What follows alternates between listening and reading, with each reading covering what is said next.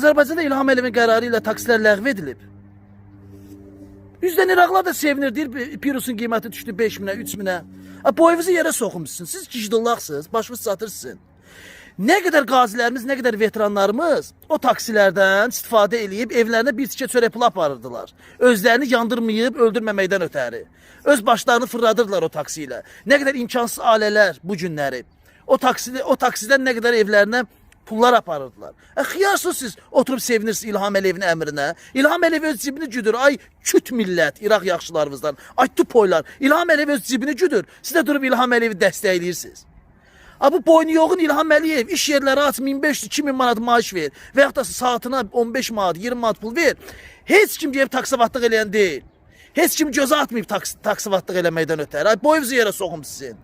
Milləti niyə qırırsınız? Ay xalqım, qalxın ayağa bu İlham Əliyevi devirin. Bu şərəfsiz minib sapır xalqı.